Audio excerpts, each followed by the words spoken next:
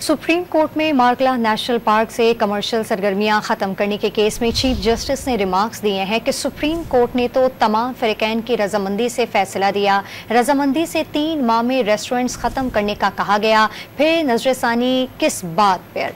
वकील नईम बुखारी ने मौक़िफ़ अपनाया कि रजामंदी से रेस्टोरेंट ख़त्म करने का नहीं कहा, मजबूरी में बात की गई। आपको अपडेट कर रहे हैं इस अहम खबर से कि सुप्रीम कोर्ट में मार्गला नेशनल पार्क से कमर्शियल सरगर्मियां ख़त्म करने के केस में चीफ जस्टिस ने रिमार्क्स दिए हैं और सुप्रीम कोर्ट ने तो तमाम फ़रीक़ैन की रजामंदी से फैसला दिया। रजामंदी से 3 माह में रेस्टोरेंट ख़त्म करने का कहा गया, फिर नजरसानी किस बात की? तो वकील नईम बुखारी ने मौक़िफ़ अपनाया कि रजामंदी से रेस्टोरेंट ख़त्म करने का नहीं कहा, मजबूरी में बात की गई। चीफ जस्टिस काजी फाइज ईसा की सरबराही में 3 रुकनी बेंच इस केस की समाअत कर रहा है और चीफ जस्टिस ने कहा कि सुप्रीम कोर्ट ने तो तमाम फ़रीक़ैन की रजामंदी से फैसला दिया।